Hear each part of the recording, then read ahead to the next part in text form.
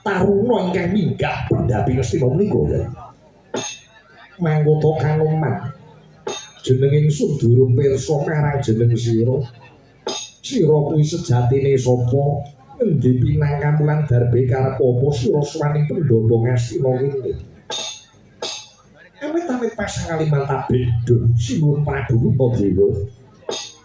Waleh-waleh menapa kepareng matur wonten ngarsa paduka sinuwun Prabu Puntadewa. Kula menika wingking saking Plasa Jenar. Nami kula Raden Kertiwindu.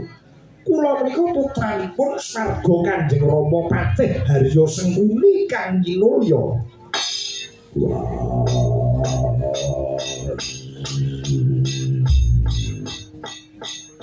Kowe ngerti itu anak Patih Sengkuni.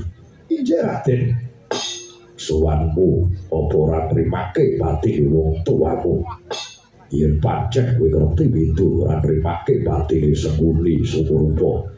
Biyen sing mateni bapakmu aku Werkudara.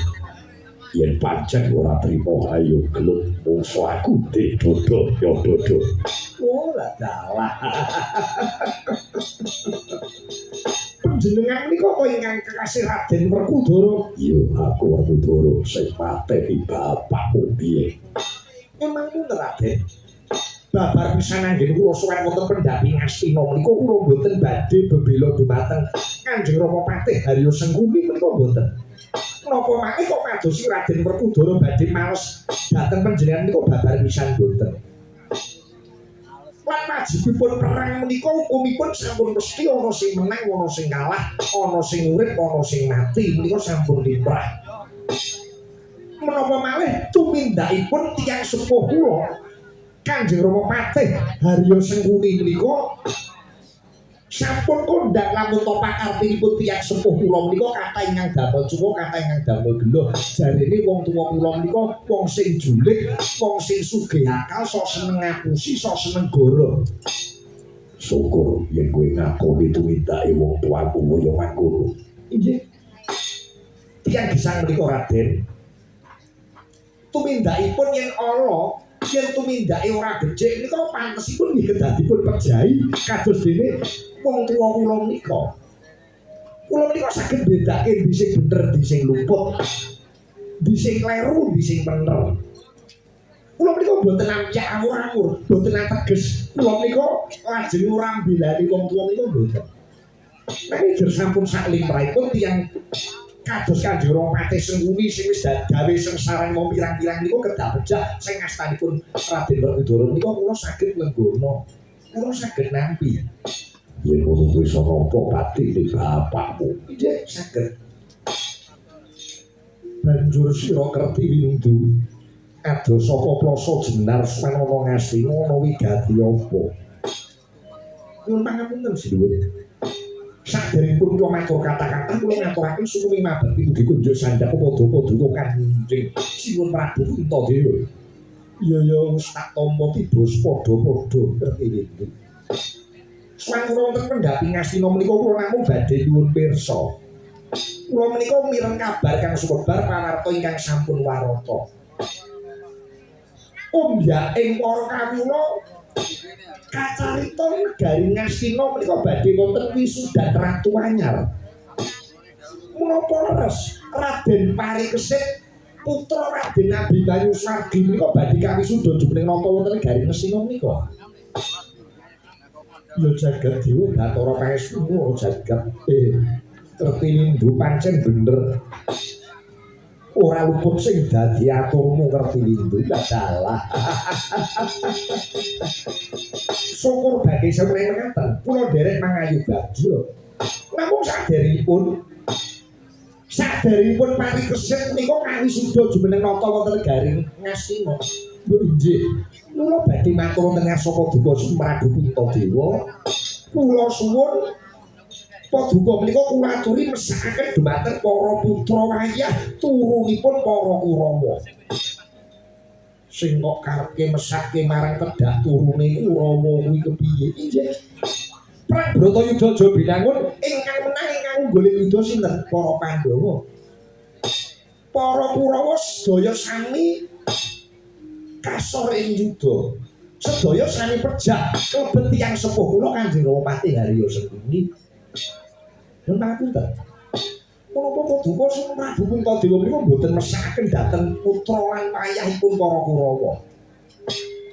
Ingkang sapunika panggesanganipun menika biyo-biyo sangsaya nandhaka sangsaya.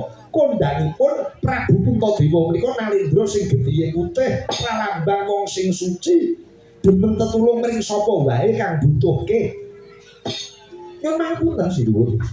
Kula namung badhe matur. Bilih tedak turunipun para Kurawa kalenggan sakmangke gesang nandhang kasangsaya. Nadatori kala semanten Kurawa menika tansah dasya dhumateng para Pandhawa.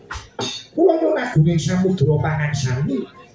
Keparwa Paduka Sri Prabu Puntadewa paring daya pengayoman, paring panguripan dhateng tedak turunipun para Kurawa. Yai Kresna. Kok aku dola-dola dosa pundi? Yen tak sawang bocah iki pinter. Yen tak sawang saka polahe bocah iki ping bledhik. Ora gelem lereng, iki sakjane bocah pinter.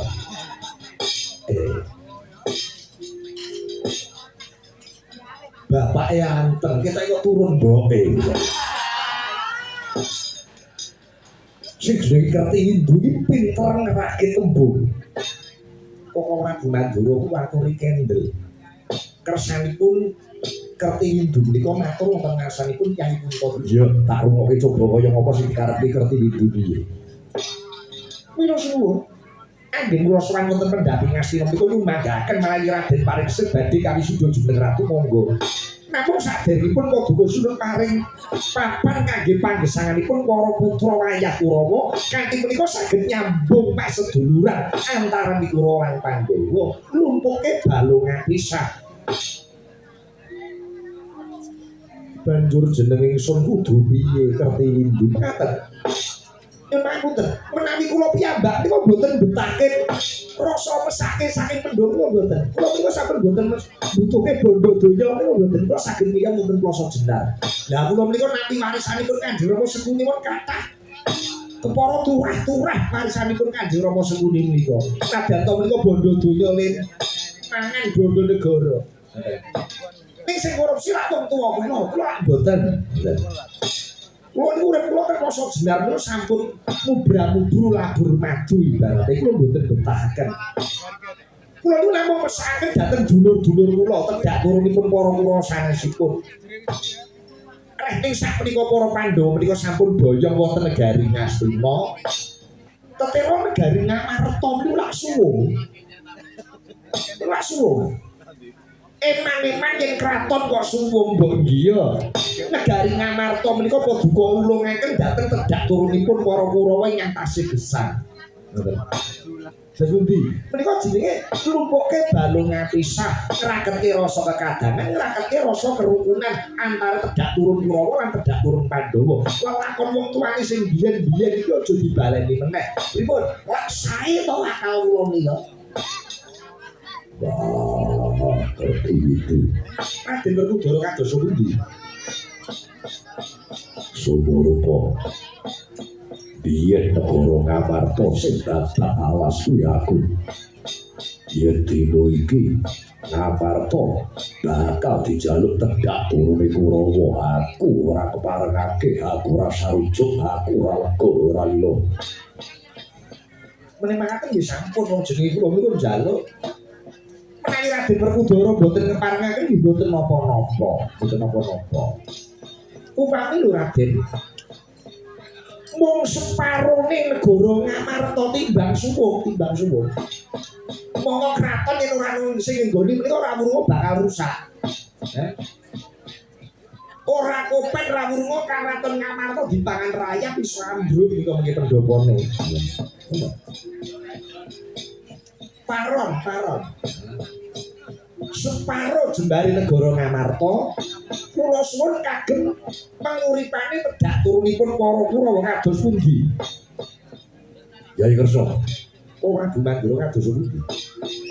Bocah ku ucape saya bladrak, saya dhuwur, saya ngawur. Wong ora geman dulu waktu sabar. Yo. Isi rasa gede sabar ku. Bubar diwejang Kakang Semar. Aku sing lakoni rasa sabar. Nalika lakon Kakang Semar bangun kahyangannya aku diwejang supaya sabar, aku sing kelingan. Iya syukur.